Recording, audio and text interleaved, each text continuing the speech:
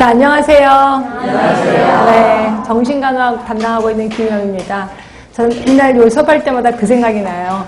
제가 처음 실습 갔을 때, 처음은 아니고 그냥 두 번째 실습 갔을 때 케이스 스터디 하잖아요.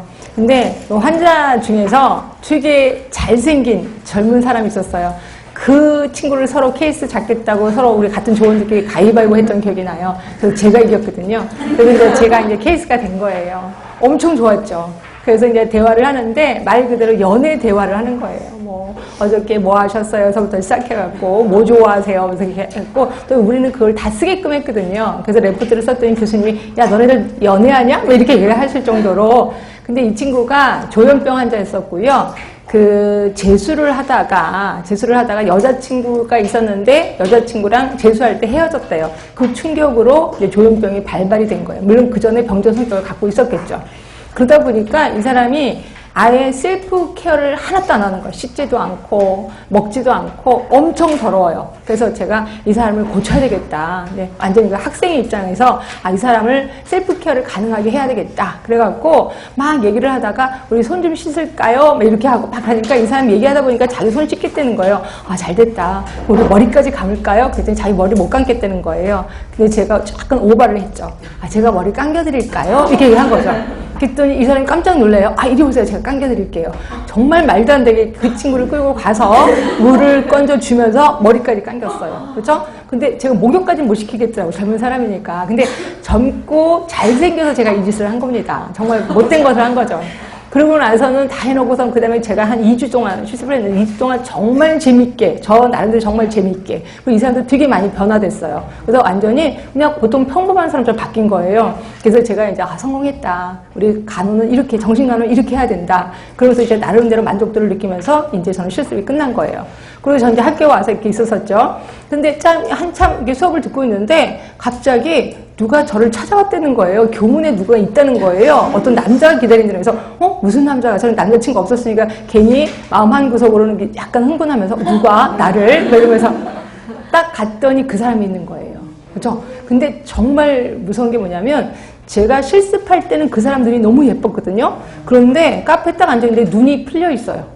그러니까 이게 정신과 환자의 특성이에요. 그러니까 우리가 병동에 있을 때는 잘 몰라. 환자복을 입었을 때는. 근데 이 사복을 딱 입으니까 이 환자가 정신과 약을 먹는 환자인 것 같아. 눈이 딱 그 눈이에요. 너무 무서운 거예요.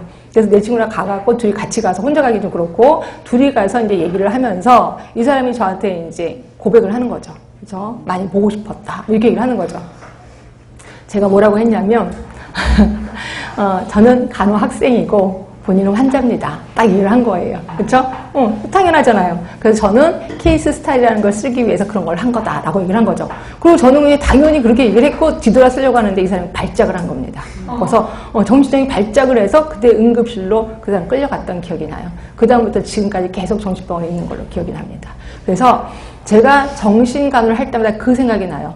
함부로 다정한 척 하지 말라는 거예요. 왜? 그분들은 너무너무 순수해요. 너무너무 순진하기 때문에 내가 하라는 대로 그대로 옵니다. 그러다 보니까 제가 충격을 주면 굉장히 큰 충격을 받고요. 제가 잘해주면 굉장히 큰 충격으로 이 사람이 나를 좋아하나 봐라고 착각을 한다는 거죠. 그래서 여러분들도 혹시 나중에 이제 병원에 가서 저 정신과 할래요. 정말 잘 하셔야 됩니다. 너무 오버해서 할 필요도 없고요. 그렇다고 너무 무관심하게 해도 안 된다는 거죠. 그래서 그 부탁을 드리고 자 일단 이 부탁을 드리는 이유 중에 하나가 국시는 특히 정신간호 국시는 정말 그렇게 어렵진 않다는 거예요. 근데 이거를 어렵게 내면 거의 다 떨어져요. 그래서 그런지 어려운 부분은 거의 시험 문제 안 나와요. 그래서 웬만하게 공부하면 다 합격을 하더라고요. 그래서 제가 오늘 처음에 그 얘기를 하는 이유 중에 하나가 이 정신간호 때문에 스트레스 받지 말라는 거예요. 그래서 그냥 상식적으로 접근해 들어가도 다 합격을 하더라라는 겁니다.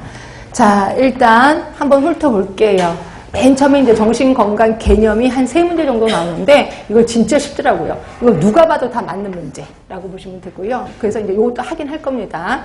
그 다음에 이제 치료적 인간관계, 그리고 의사소통, 그래서 설리반, 페플라우 얘기가 나올 거예요. 그분 문제가 한 2문제 정도 나옵니다. 그리고 또 얼추 다 맞긴 하더라고요. 그 다음에 이제 간호과정 중에서 사정 부분, 이것도 거의 다 알아요. 그래서 문제 풀어보시면 다 알 것 같아요. 그 다음에 이제 요게 좀 헷갈려요. 중재에서 환경요법, 뭐 인지행동요법, 활동요법, 약물요법이 여기 들어가거든요. 그래서 우리 약물요법 왠지 약해진 게 우리예요. 그래서 여기 한 두 문제 정도 나오는데 저는 이거는 과감하게 틀려버리자라는 주의입니다. 그래서 저도 약에 대해서는 그렇게 설명을 안 할 겁니다. 그죠? 그러니까 그런데도 불구하고 약에 대해서 좀 설명을 해달라고 하면 하긴 하는데 다 하고 나서